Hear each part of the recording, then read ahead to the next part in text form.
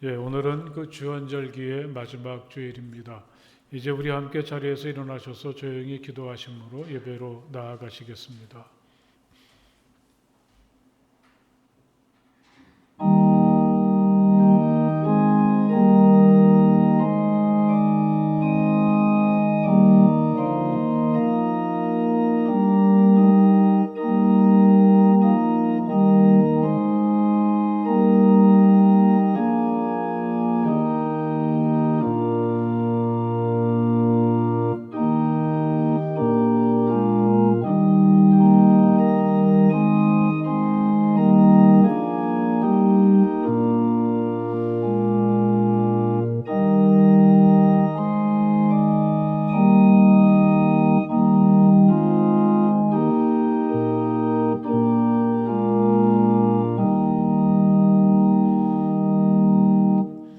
너희 모든 나라들아 주님을 찬송하며 너희 모든 백성들아 그를 칭송하여라.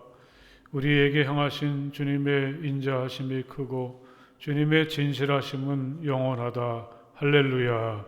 아멘.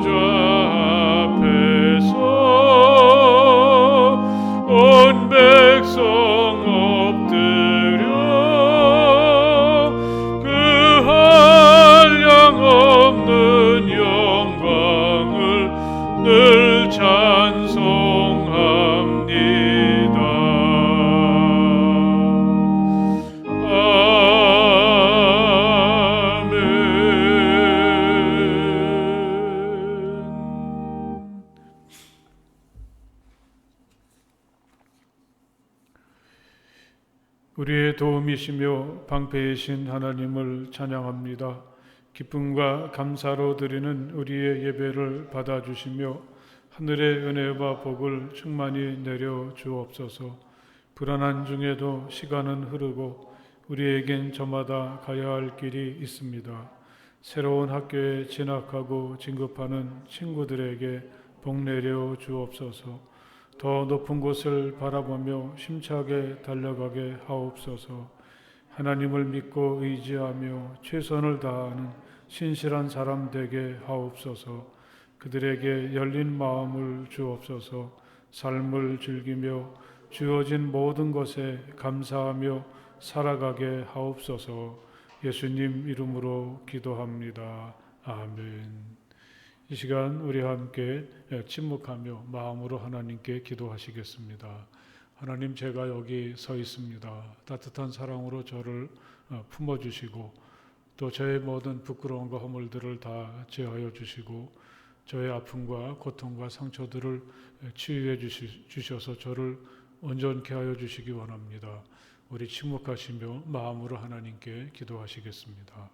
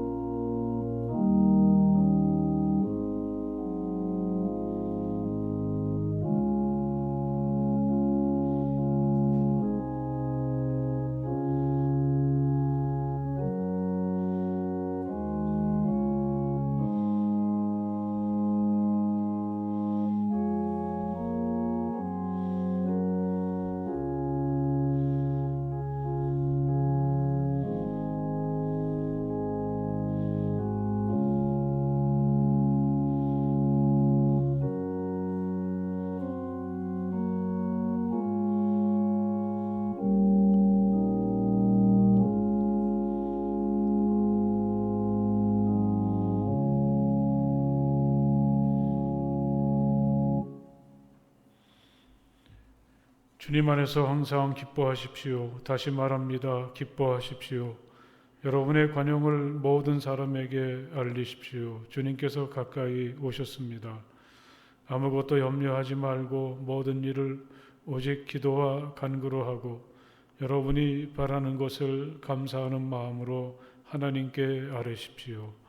그리하면 사람의 헤아림을 뛰어넘는 하나님의 평화가 여러분의 마음과 생각을 그리스도 예수 안에서 지켜줄 것입니다. 아멘.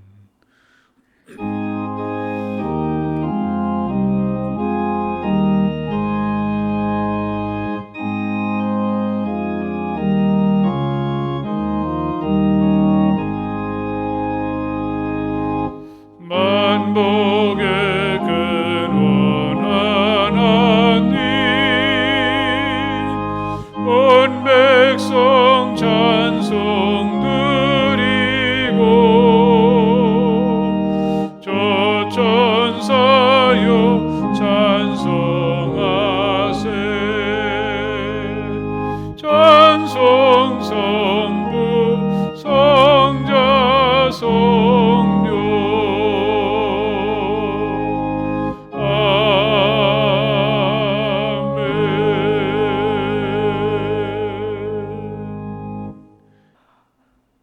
생명의 근원 되시며 존귀와 영광을 찬양받기에 합당하시는 살아계신 하나님 아버지, 은혜와 사랑을 참으로 감사를 올려드립니다. 지난 한 주간도 저희들을 주님의 은혜 가운데 지켜주시고 오늘 또 몸된 제단에 나와 신령과 진정으로 예배드릴 수 있도록 저희들의 발걸음을 인도하시는 은혜를 참으로 감사를 드립니다. 죽기까지 저희들을 사랑하셨던 주님, 영원히 죄로 죽을 수밖에 없는 저희들을 십자가의 보혈의 공로로 저희들을 아버지 지켜주셨건만 저희들은 지난 한 주간도 여러 가지 환경으로 인한 심적 요인들이 저희 마음들을 산란하게 하여서 인간의 연약한 모습으로 모든 은사와 행동을 주님께 합당치 못했던 것도 참으로 많이 있습니다. 하나님, 저희의 나약함을 불쌍히 여기시고 긍휼히 여겨주시다 이 시간도 주님의 보혈로 깨끗이 씻어주시기를 간절히 바라고 원하옵나이다. 이 시간도 성령의 영을 주시고 성결한 영을 주셔서 하나님께 기뻐하시는 온전한 산 제사로 날마다 생을 살 수 있도록 하나님께서 특별히 허락하여 주시기를 간절히 바라고 원하옵나이다.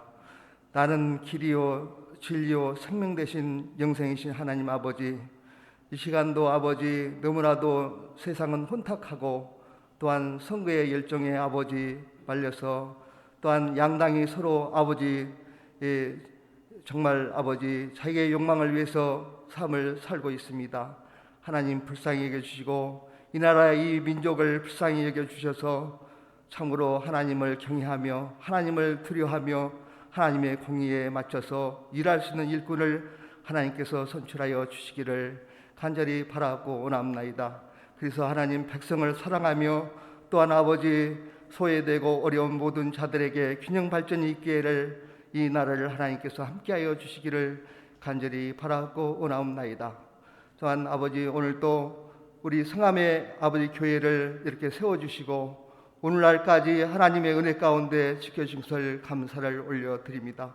하나님 주변에 아버지 죽어가는 영혼들을 불쌍히 여겨주시고 또한 우리 교회가 주님의 사명을 잘 감당하여서 빛의 사자처럼 아버지 방부의 역할을 감당할 수 있는 저희 아버지 성함교회가 될 수 있도록 하나님께서 복 내려주시고 은혜 내려주시기를 간절히 바라고 원하옵나이다.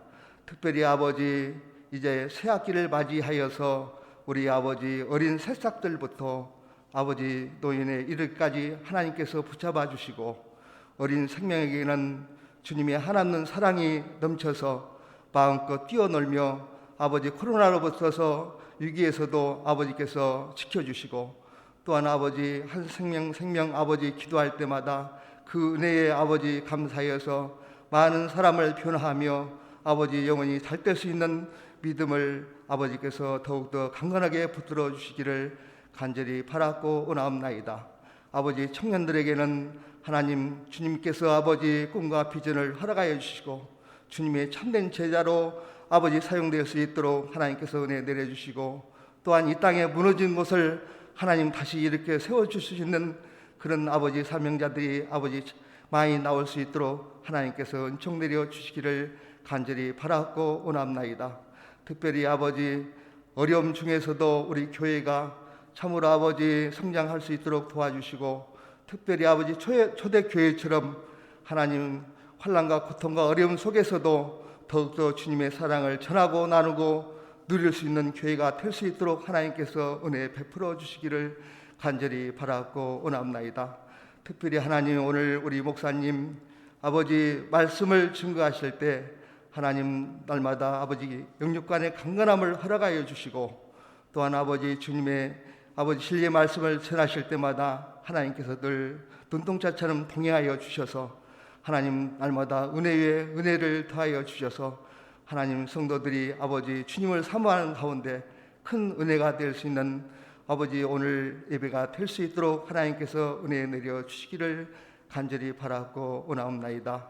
특별히 아버지 오늘 저희들 아버지 1부에서 3부까지 예배를 드리는데 하나님 성령께서 오늘 또 충만하게 내려주셔서 하나님께서 온전히 기뻐하는 삶을 살아갈 수 있는 그런 성도님이 다 될 수 있도록 도와주시기를 원하며 살아계신 우리 주 예수 그리스도 이름 받들어 감사하며 기도드리옵나이다. 아멘. 오늘 우리들에게 하나님께서 주시는 말씀은 누가복음서 9장의 말씀이 되겠습니다. 누가복음서 9장 28절에서 36절까지의 말씀입니다. 다 찾으십시오. 누가복음서 9장 28절에서 36절의 말씀 이제 제가 봉독하겠습니다. 이 말씀을 하신 뒤에 여드레쯤 되어서 예수께서는 베드로와 요한과 야고보를 데리고 기도하러 산에 올라가셨다.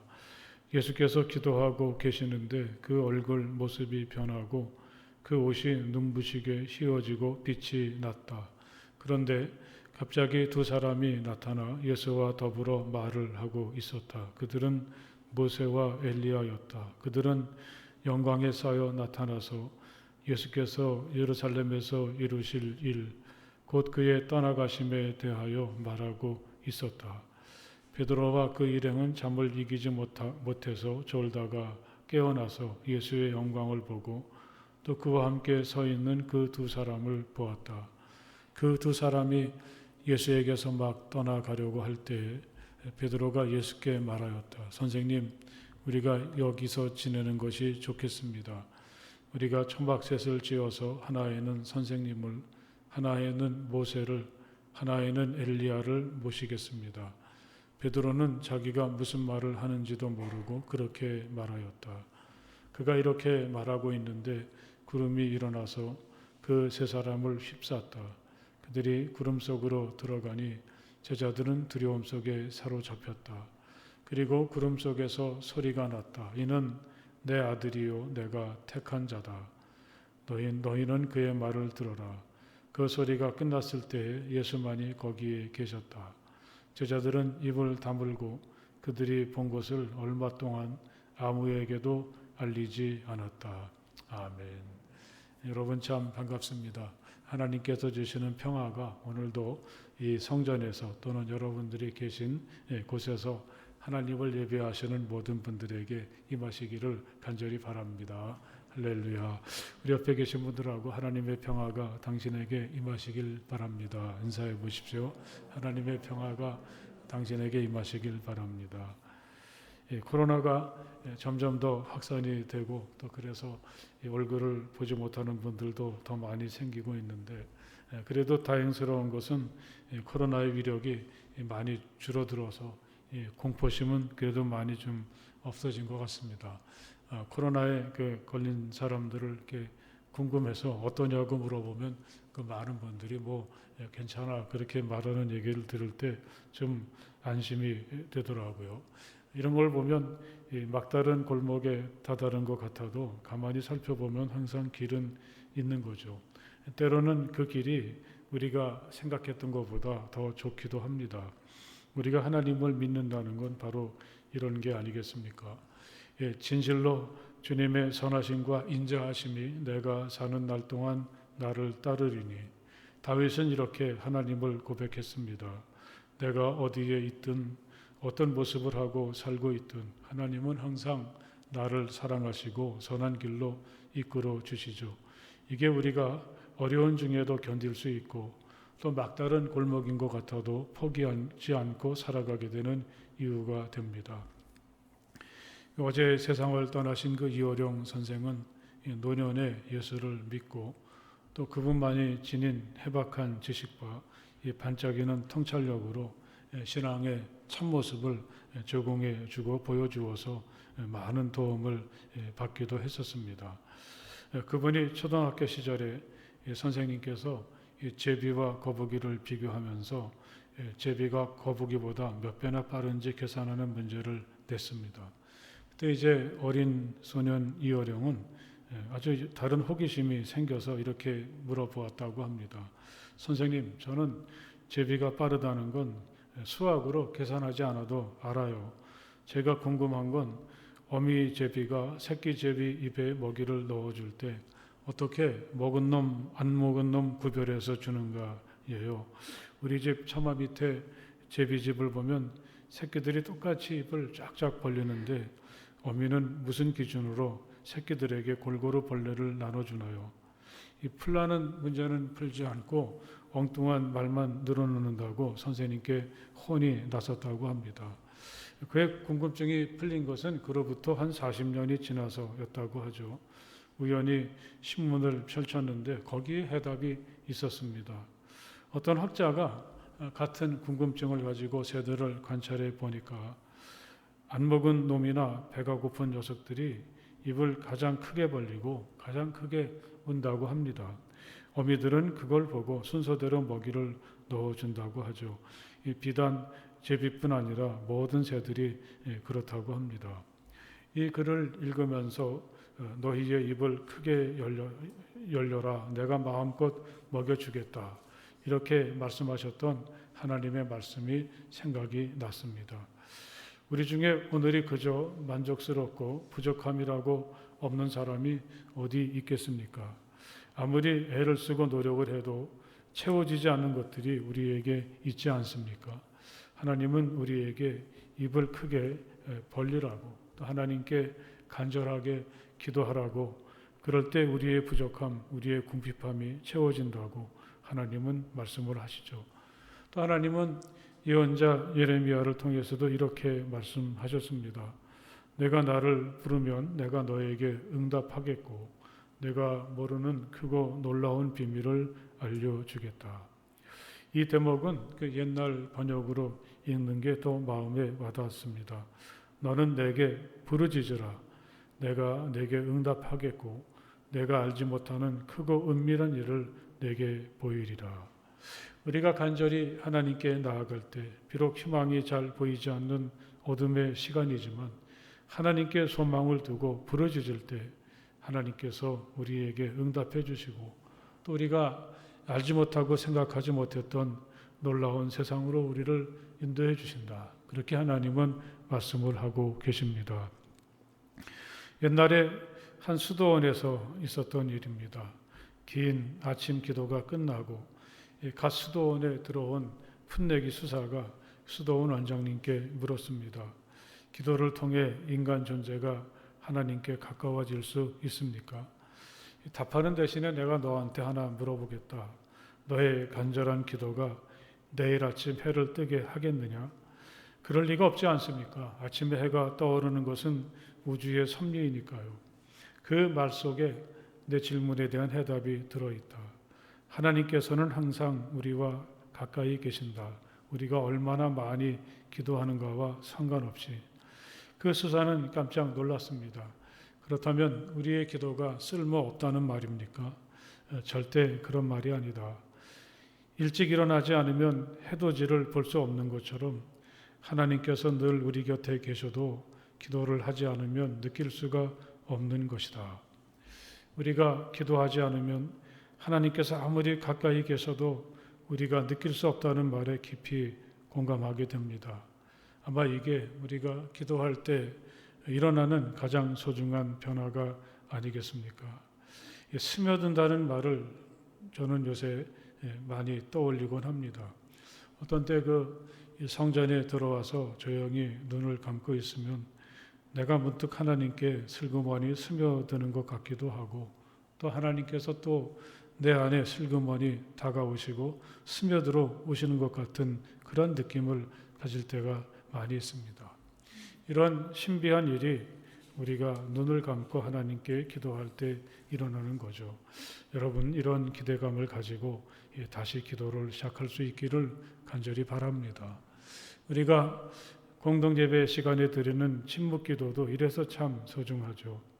이 시간은 우리가 마음 깊은 곳으로부터 하나님께 가깝게 다가가는 시간이고 우리 곁에 계신 하나님, 이미 우리 안에 들어와 계신 하나님을 깊이 느끼는 거룩한 시간입니다. 그래서 이 시간은 너무 소중합니다.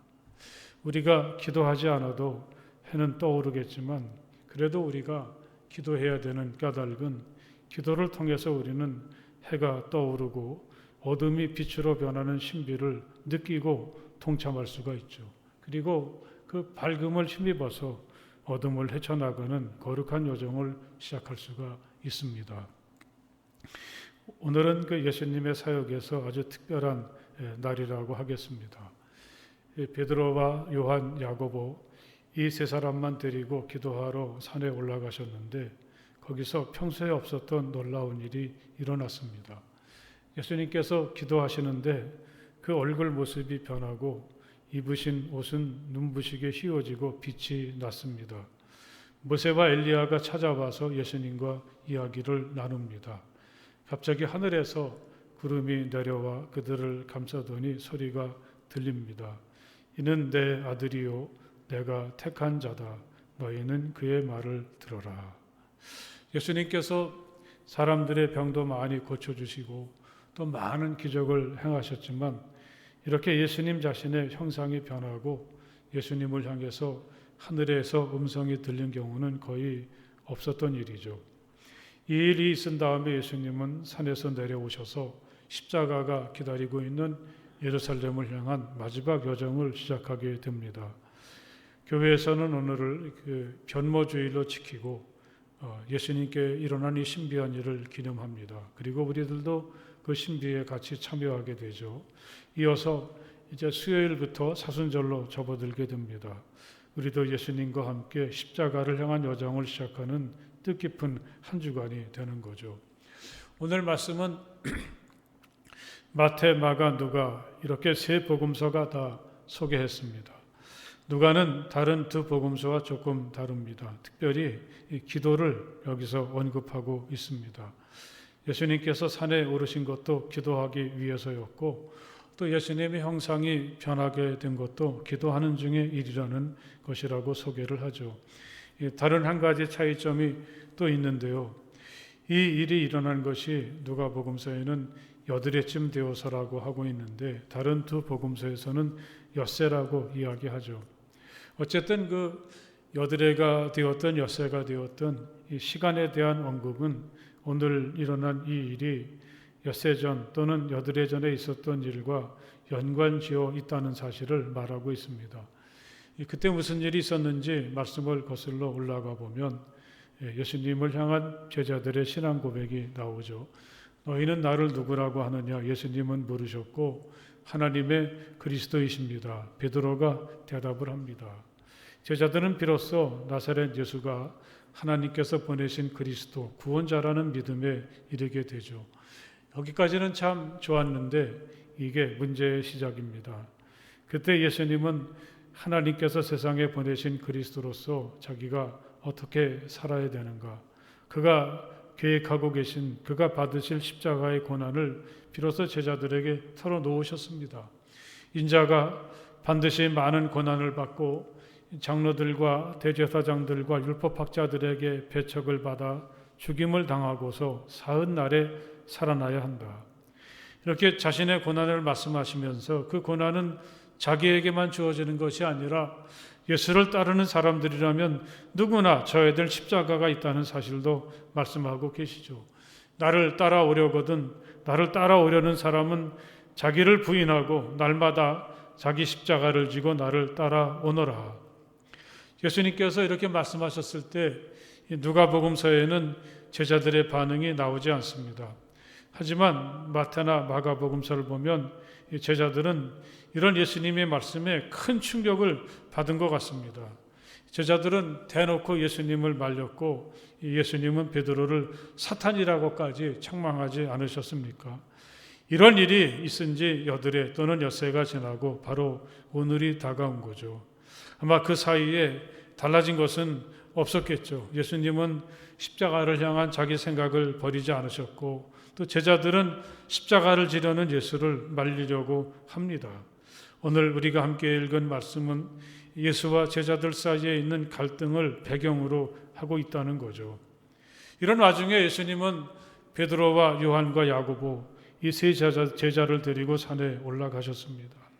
말씀드렸던 것처럼 다른 두 복음서와는 다르게 누가는 예수가 기도하시러 산에 올라가셨다고 그렇게 말을 하고 있습니다. 누가복음서 그리고 누가복음서와 짝을 이루는 사도행전의 특징이 기도를 많이 강조하고 기도를 많이 말하고 있는 것이라고 하겠습니다. 사도행전을 읽어보면 모든 중요한 일들을 그들이 기도하는 중에 또는 기도를 통해서 시작되고 이루어지게 되죠.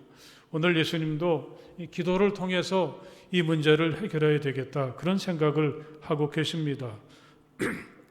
내가 믿고 확신하는 것이 이 제자들의 생각과 다른데 그래서 우리 안에 전에 없었던 갈등이 생겼는데 그걸 예수님은 기도로 헤쳐나가려고 하시는구나 하는 걸 여기서 깨달을 수가 있죠.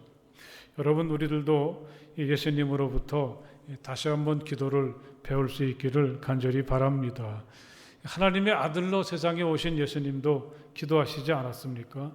그렇다면 잘 알지도 못하고 이 특별한 능력도 없고 부족한 우리들이 일이 생길 때마다 또는 시간을 정해놓고 하나님께 엎드려 기도하는 것은 너무나 당연한 일이 아니겠습니까? 여러분 우리에게 어떤 문제가 있을 때 또 우리가 원치 않는 갈등에 휘말리게 될 때 또 오늘처럼 살아있다는 자체가 불확실하고 불안할 때 오늘 이렇게 기도로 문제를 해결해 나가시는 예수님의 모습을 마음 깊이 새기시기를 간절히 바랍니다.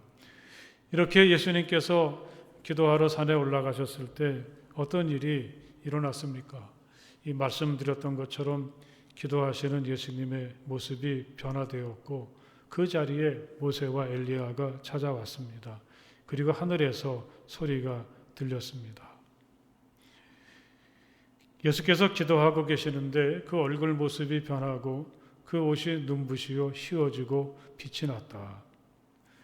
아마 예수님도 자신에게 이런 일이 일어날 거라고는 생각하지 못하셨겠죠. 자신이 어떤 길을 가야 될지, 또 자신의 길을 막고 나선 제자들을 어떻게 설득해야 될지 참 답답하고 착잡하셨을 것입니다. 그런데 기도하시는 중에 예수님의 얼굴이 변하고 입으셨던 옷이 반짝반짝 빛나는데 세상에 그런 옷은 없었습니다. 이 대목에서 문득 모세가 떠올랐습니다. 모세가 증거판을 가지고 시내산에 올라가서 하나님의 계명을 일일이 거기에 적으면서 40일을 보냈습니다. 모세가 사람들이 있는 곳에 내려왔을 때 모세는 자기도 모르는 사이에 얼굴에서 환하게 빛이 났습니다. 그리고 사람들은 이런 모세가 두려워서 직접 바라볼 수가 없었죠. 할 수 없이 모세는 사람들을 대할 때마다 수건으로 자기 얼굴을 가리는 일이 있었습니다. 여러분 한번 생각을 해보십시오. 예수님의 얼굴 모습이 변하고 입으신 옷이 눈이 부실 정도로 희게 되었다는 것, 또는 시내산에서 40일을 보낸 모세의 얼굴이 빛이 났다는 것, 이건 우리가 기도를 통해서 누리게 되는 기쁨이고 행복함이 아니겠습니까? 세상에선 도저히 누릴 수 없는 기쁨입니다. 우리가 하나님 앞에 기도하게 될 때 누리게 되는 하늘의 평화고 하늘의 영광이고 하늘의 기쁨이 이런 모습으로 나타난 것이다. 저는 이 말씀을 이렇게 읽어보았습니다. 모세가 다시 시내산에 올라간 것은 첫 번 계명의 돌판을 너무 화가 난 나머지 집어던져서 깨졌기 때문입니다.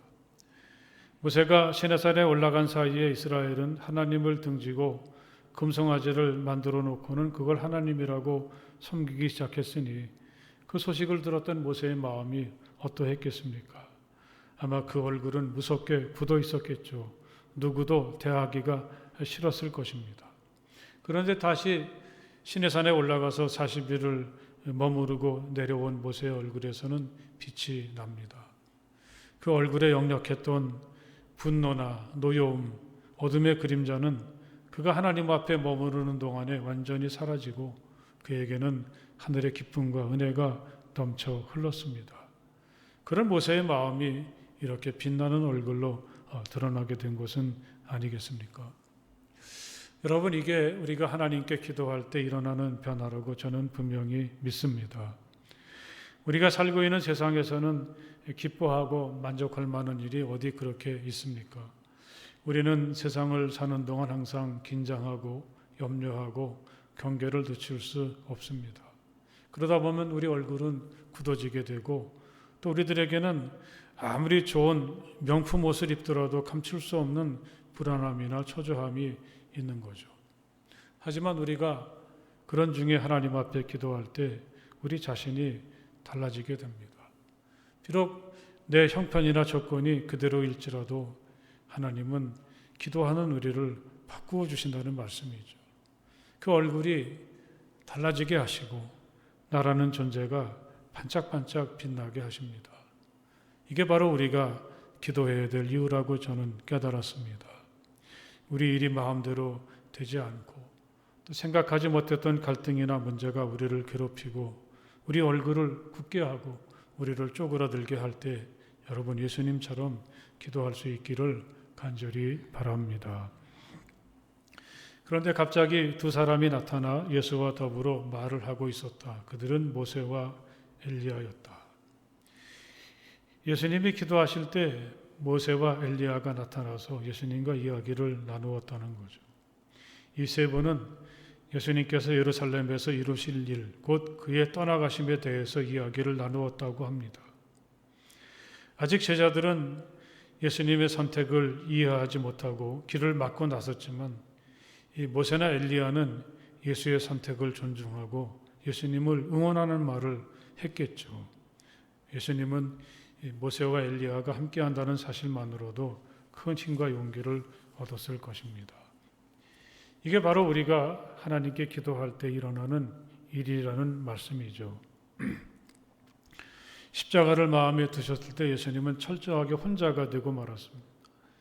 이 제자들이 3년 동안 예수님을 따라다녔으면 이제 모든 걸 알고 좀 이해할 만도 할 텐데 제자들은 여전히 제멋대로이죠. 이렇게 예수가 기도하시는 동안에도 그래도 예수가 신뢰한다고 생각했던 베드로와 요한과 야고보 이 세 사람만 데리고 이 산에 올라오셨는데 이 세 사람은 예수님의 고민을 함께 나눌 생각은 하지도 않고 자기도 하고 졸기도 하고 그러고 있습니다. 이 세 사람은 예수가 십자가를 지기 전날 밤에도 겟세마네까지 예수님께서 그들을 데리고 가셨지만 거기서도 잠만 자지 않았습니까? 이 모세나 엘리야에게도 그런 공통적인 경험이 있습니다. 이 모세는 율법의 시대, 엘리야는 예언의 시대를 대표한다고 말하기도 하지만 이 두 분은 하나님의 부르심 앞에서 철저하게 혼자임을 경험했던 사람들이죠. 모세는 하나님께 부르심을 받을 때도 혼자였고 내내 하나님의 때를 기다리지 못하는 무지한 백성들과의 항상 갈등 속에서 그들을 가나안 문턱까지 인도하느라고 애를 많이 썼습니다. 엘리야도 결코 사람들에게 환영을 받지 못했습니다. 갈멜산에서 홀로 바알과 아사랴의 선지자 850명을 물리친 다음에 오히려 엘리야는 깊은 슬럼프 속에 빠지게 되었습니다. 홀로 있다는 사실이 그를 두렵게 만들었죠. 이제 나만 홀로 남아있는데 그들은 내 목숨마저도 없애려고 찾고 있습니다. 이렇게 엘리야는 하나님께 넋두리를 주절주절 늘어놓습니다. 이런 모세와 엘리야라는 존재만으로도 예수님에겐 충분히 위안이 되고 힘이 되는 거죠. 이 세상엔 모든 사람들이 반대하고 가지 말라고 해도 가야 될 길이 있구나. 혼자서라도 감당해야 될 사명이 있구나. 예수님은 아마 이런 확신을 이분들과 이야기를 하면서 가지게 되었을 것이라고 생각해 봅니다. 사랑하는 여러분, 우리가 하나님 앞에 기도해야 될 이유가 바로 여기 있다는 사실을 기억하시길 바랍니다. 우리가 혼자이지만 두려움 없이 모세나 엘리야처럼 또 예수님처럼 그렇게 내가 가야 될 길을 걸어갈 수 있는 용기를 우리는 기도를 통해서 얻을 수가 있게 되는 거죠. 마지막으로 그들이 있는 것을 구름이 감싸더니 구름 속에서 음성이 들려옵니다. 이는 내 아들이요 내가 택한 자다. 너희는 그의 말을 들어라. 이 구름은 하나님께서 자신을 세상에 드러내시는 한 방법이죠. 다시 말하면 하나님께서 기도하시는 예수님에게 임하셨다는 것입니다. 그리고 예수를 향해서 또 이 세 사람을 향해서 이는 내 아들이고 내가 택한 자라고 말씀을 하십니다. 예수님은 이렇게 기도를 통해서 신비한 하나님의 은혜를 경험하게 되는 거죠. 이게 바로 우리가 기도해야 될 이유라는 것을 기억하시길 바랍니다. 우리가 이렇게 세상에 휘말리다 보면 자신감도 잃어버리고 또 나 자신에 대한 확신도 없이 그냥 떠밀려 가듯이 우린 살아가게 됩니다. 이 세상에 어느 누구도 나를 귀하게 여기거나 존중하지 않습니다. 우린 단지 이렇게 많고 많은 사람들 중에 한 사람뿐이고 그저 제일 못난 게 나처럼 생각이 되는 거죠. 그런데 우리가 기도할 때 하나님은 우리에게 이렇게 말씀을 해주십니다. 너는 내가 사랑하는 아들이고 딸이다. 너는 내가 택한 사람이다. 우연히 왔다가 먼지처럼 허무하게 사라지는 그런 존재가 아니다. 내가 택하고 거룩한 뜻과 목적을 가지고 너를 세상에 보냈다. 우리가 하나님께 기도할 때 이런 음성이 우리 가운데 들려오게 된다는 사실을 믿으시길 바랍니다. 우리가 세상에 휘말려서 내가 자신감을 가지고 주저앉아 있을 때 그래도 우리가 하나님께 기도하면 하나님은 예수님께 해주셨던 것처럼 내게 다가오셔서 마치 구름이 감싸듯이 나를 감싸주십니다. 나를 세워주시고 붙잡아주시고 용기와 힘을 주십니다. 잃어버렸던 나 자신의 존귀한 모습을 다시 찾게 하십니다. 할렐루야. 제자들은 한참 졸다가 깨어보니까 이 세 사람이 같이 있는 거예요. 한다는 얘기가 우리가 여기서 지내는 것이 좋겠습니다. 세 분을 위해서 우리가 초막을 지어드릴 테니까 선생님은 가만히 계시기만 하면 됩니다. 이렇게 말씀을 드리죠. 그들은 이렇게 해서라도 예수를 붙잡고 싶었습니다. 그렇지만 그건 참 어리석고 공허한 이야기에 불과하죠. 예수는 이제 자기가 갈 길을 굳게 정하시고 다시 세상을 향해서 내려가셨습니다. 이렇게 해서 시작한 예수님의 여정은 예루살렘까지 또 골고다의 십자가까지 이어지게 되는 것입니다. 기도 없는 현실도 없고 현실을 외면한 기도도 참 무기력한 것이라는 사실을 깨닫게 됩니다. 영국의 시인 엘라 필럽 윌콕스라는 분은 이런 얘기를 했습니다. 행동 없는 기도는 활 없는 화살과 같다. 기도 없는 행동은 화살 없는 활과 같다. 사랑하는 여러분, 우리가 길을 잃어버렸을 때, 또 살아갈 용기와 힘이 생기지 않을 때, 그때가 예수님처럼 산으로 올라가고 하나님께 엎드려 기도해야 될 바로 그 순간입니다. 그러면 하나님은 우리를 꼭 붙들어 주십니다. 그리고 아무도 가지 않는 길이라도 힘차게 혼자서라도 걸어가게 하십니다. 할렐루야. 기도하시겠습니다. 하나님 감사합니다. 우리에게 기도할 수 있는 놀라운 은혜와 특권을 허락해 주셨지만 이 기도를 잃어버린 지 한참 되었습니다. 이 변화산에 올라가셔서 기도하시면서 기도가 얼마나 소중한지 또 기도할 때 어떤 일이 생기는지 다시금 알게 하시니 감사합니다. 우리도 예수님처럼 하나님께 엎드리고 기도하는 기도의 사람들이 다 되게 하여 주시옵소서. 우리가 하나님 앞에 기도할 때 하나님께서 예수님에게 이루어 주셨던 것처럼 그런 놀라운 은혜를 경험하며 다시 힘을 얻는 우리가 되게 하여 주시옵소서.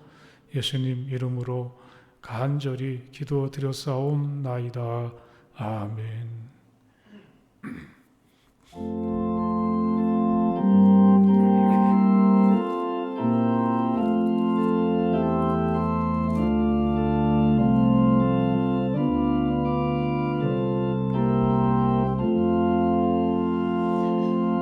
나의 믿음 약할 때에 주가 붙드네.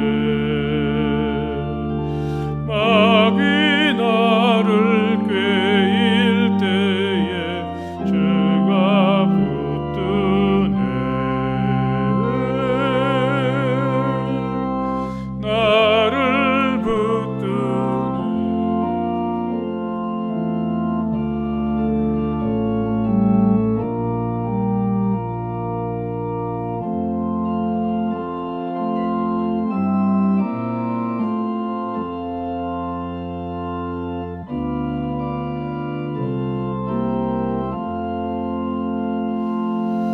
우리 구주 아니면 서지 못하네. 나의 사랑 식을 때에 주가 붙드네.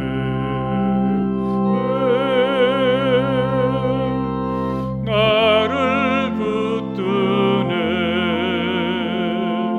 나를 붙드네. 사랑하는 나의 주 나를 붙드네. 나를 위해 항상 붙드네. 구원 얻은 사람을 항상 붙드네. 나를 붙드네. 나를 붙드네. 사랑하는 나의 주 나를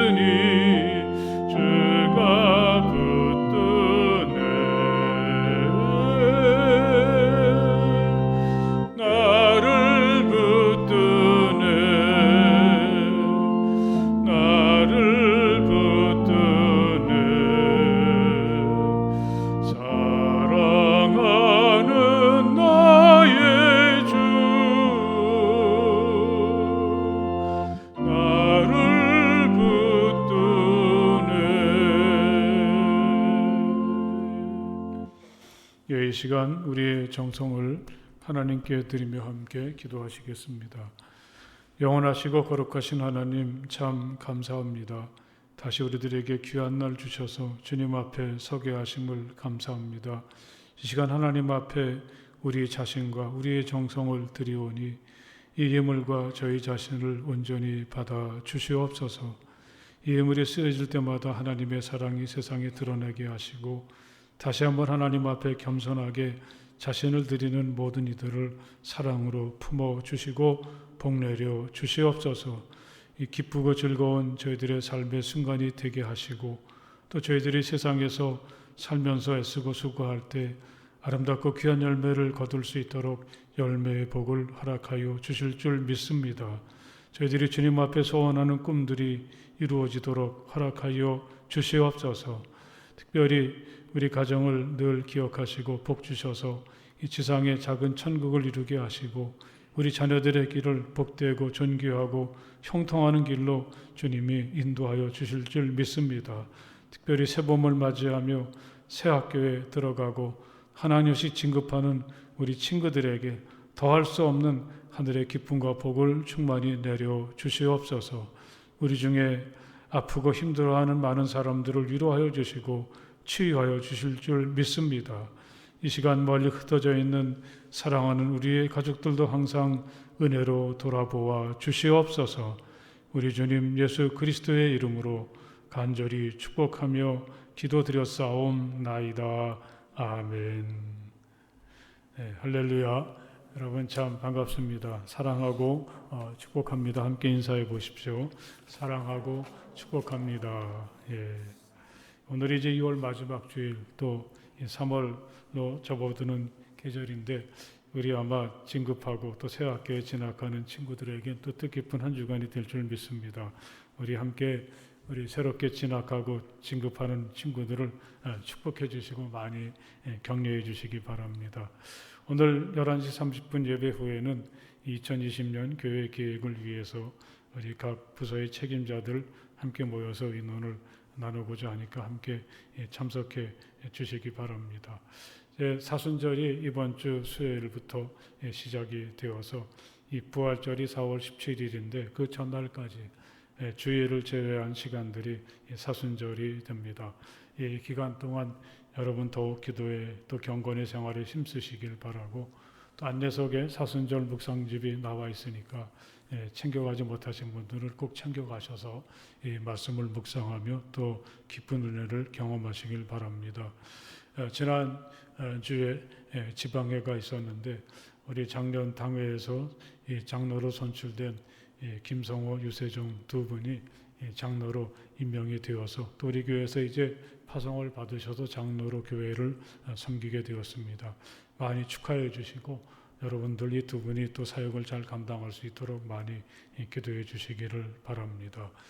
다른 광고 없으시면 우리 함께 자리에서 일어나셔서 주기도문 찬송 함께 찬송을 부르시겠습니다.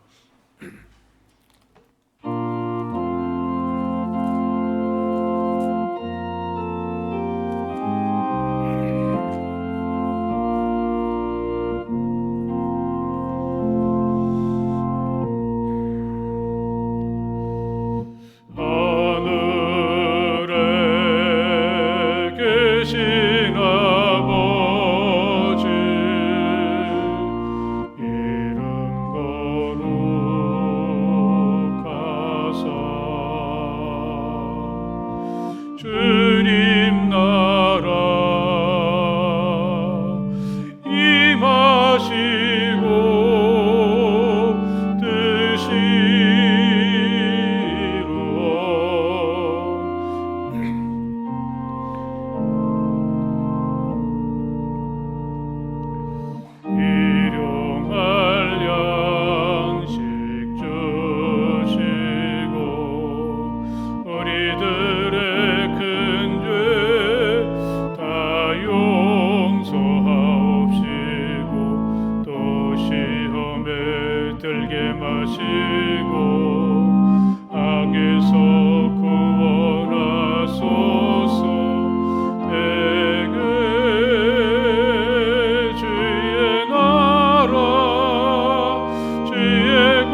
곳에 주의 영광 영원히